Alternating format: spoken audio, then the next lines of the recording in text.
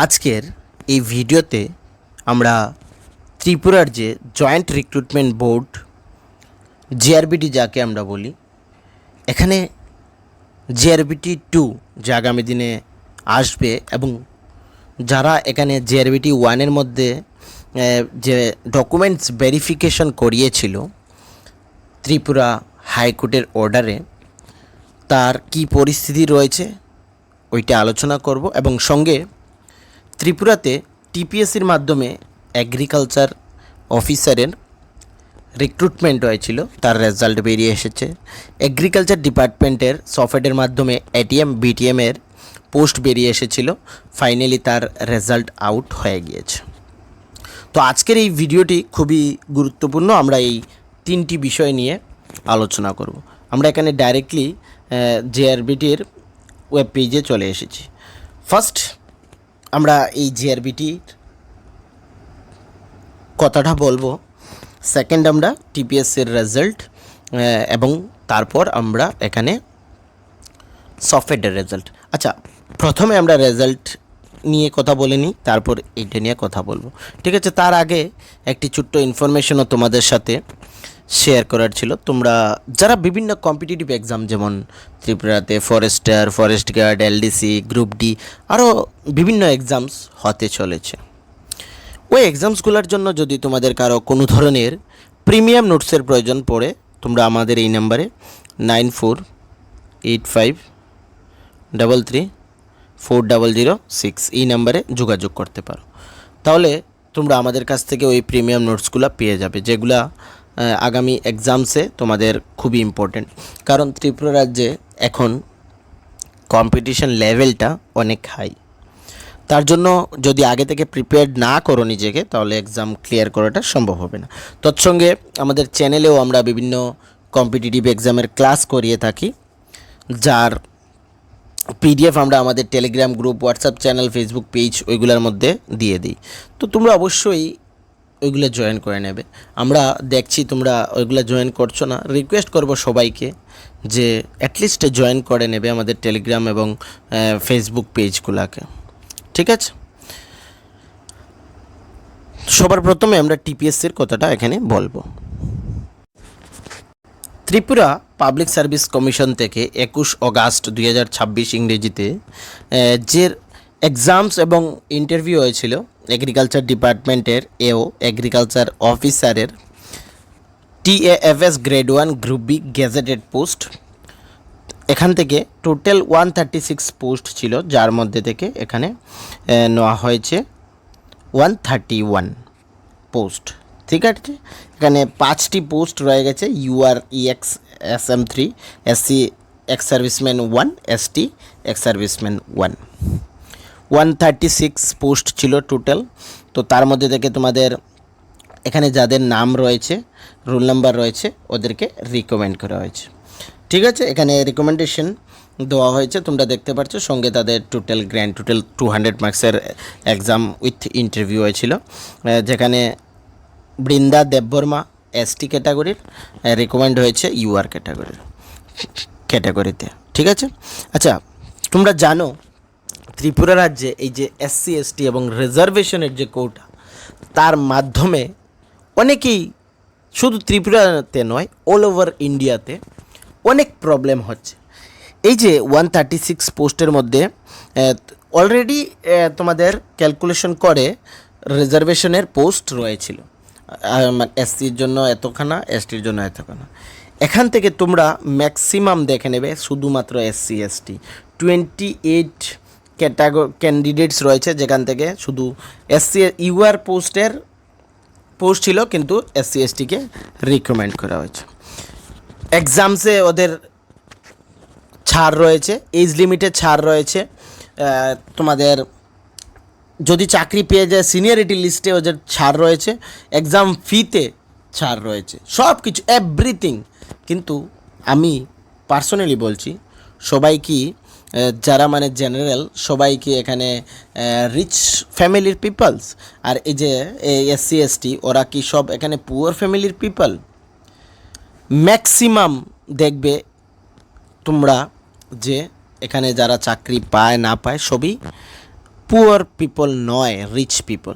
তো এইসব অ্যাকচুয়ালি বন্ধ হওয়া উচিত। দিল্লিতে তোমরা জানো এইটা নিয়ে প্রটেস্ট চলছে, এই রিজার্ভেশন সিস্টেম নিয়ে। অনেক বাজে সিস্টেম এইটা, পুরো মানে যারা জেনারেল ক্যান্ডিডেটস রয়েছে না, ওদেরকে পুরো শেষ করে দিচ্ছে এই রিজার্ভেশন সিস্টেম। সব কিছুতে ওদের ফায়দা। এই যে এখানে UR 28 পোস্ট, এখান থেকে এই UR স্টুডেন্ট যারা রয়েছে ওদের এখানে নেট লস হয়েছে, SC/STকে রিকমেন্ড করেছে TPSC, Tripura public service commission.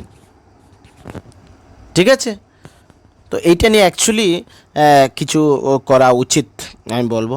তো যাই হোক, এই যে 131 ক্যান্ডিডেটস রয়েছে, যারা নাম এসেছে সবাইকে কংগ্রাচুলেশন। আর যারা চাকরি পাওনি ওদেরকে বলবো মন খারাপ করবে না, আগামীতে আবার ট্রাই করবে। তো এই যে এখানে রিজার্ভেশন এগেনস্ট URকে সিলেক্ট করেছে, তোমাদের URের পোস্ট ছিল কিন্তু সিলেক্ট করেছে রেকমেন্ডেশন এগেনস্ট UR ভ্যাকেন্সি। ঠিক আছে, ওকে OST কিন্তু URের ভ্যাকেন্সি দিতে এই 5 জনকে কেন রেখে দেওয়া হলো? এই 5 জনকেও তো রিকমেন্ড করতে পারতো।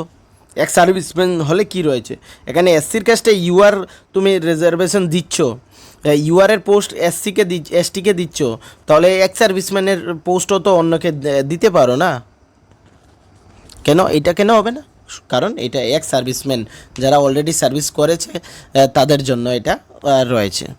তো যাই হোক, এখানে তোমাদের যারা চাকরি পেয়েছো কংগ্রাচুলেশন ফর নিউ লাইফ। এখন আমরা সফেডের যে রেজাল্ট বেরিয়ে এসেছে ওইটা নিয়ে একটু কথা বলবো। সফেডের পক্ষ থেকে তোমাদের ATM BTM মানে assistant ATM assistant technology manager এবং এখানে BTM block technology manager under agriculture and farmers welfare department, ওদের সিলেকশন হয়েছে। এখানে তোমাদের যারা ATM BTM-এ অ্যাপ্লাই করেছো, এগ্রিকালচার ব্যাকগ্রাউন্ডের লাগে যারা অ্যাপ্লাই করেছো এবং যাদের এখানে রেজাল্ট এসেছে তোমরা এখানে দেখতে পাচ্ছ। এখানে application ID, caste, male female এবং এখানে রিমার্কস রয়েছে। তো ওইগুলা যারা পেয়েছো তোমাদের সবাইকে কংগ্রাচুলেশন। 27 VTM পেয়েছে এবং 48 এখানে ATM রিকমেন্ড হয়েছে। তো যারা এখানে পেয়েছো তোমরা সবাইকে বলবো এটা কিন্তু পার্মানেন্ট চাকরি নয়, ট্রাই করবে পার্মানেন্ট চাকরির জন্য। এবং যারা পেয়েছো তোমাদের কংগ্রাচুলেশন, যারা পাওনি আমি তোমাদের বলবো ত্রিপুরার যে আরও এক্সাম হতে চলেছে আগামী দিনে, তোমরা অবশ্যই ট্রাই করবে। ঠিক আছে, এখন আমরা GRVT 2 বিষয়টা নিয়ে কথা বলবো। জয়েন্ট রিক্রুটমেন্ট বোর্ডের পক্ষ থেকে যে তোমাদের ডকুমেন্টস ভেরিফিকেশন করিয়েছিল 2021-এ যে ভ্যাকেন্সিস এসেছিলো কোর্টের রায়ের পর, 4 মাস টাইম দিয়েছিল কিন্তু তার উপরেই হয়ে গিয়েছে। ওইটা খুব সম্ভবত এই দুর্গাপুজোর পরেই হয়ে যেতে পারে তোমাদের, ঠিক আছে, বা আগেও হতে পারে। ফাইনাল ইনফরমেশন কিন্তু ওইটার নেই। কিন্তু ওইখান থেকে তোমরা জানো যে সবাই কিছুই পাবে না, যাদের ITI আছে তাদেরই কিছু সংখ্যক লোক চাকরি পাবে, বাকি কেউ এখানে চাকরি পাবে না, কারণ পোস্টগুলা রিজার্ভ রয়েছে, ওইগুলোর মধ্যে থেকে তোমরা কেউ পাবে না।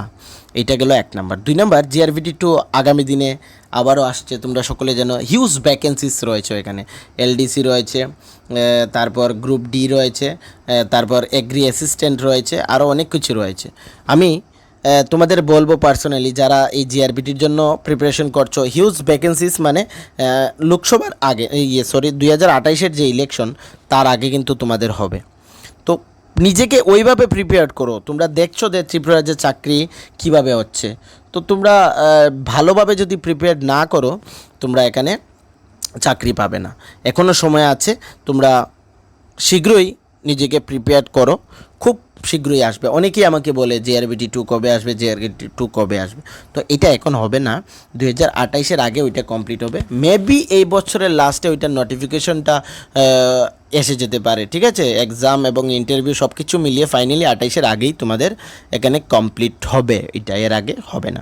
তো প্রিপেয়ার করে নাও ফ্রেন্ডস, তাহলে কী হবে জানো, যখন আসবে এগুলো কিন্তু এখন সেপারেট আসবে। নন টেকনিক্যাল পোস্ট যেমন পাম্প অপারেটর, ওটার ওইগুলা আলাদাভাবে হবে। এই বছর ফার্স্টলি যেটা হয়েছিল এটা কিন্তু আর হবে না, ঠিক আছে। ওইটা কম্বাইন নিয়েছিল, কিন্তু এখন থেকে আর কম্বাইন নেবে না, এটা সেপারেটলি নেবে। তো যারা যাদের কাছে আইটিআই সার্টিফিকেটস রয়েছে তোমরাও নিজেকে প্রিপেয়ার করো, যদি নন টেকনিক্যালেরটা করো সেটাও করতে পারবে।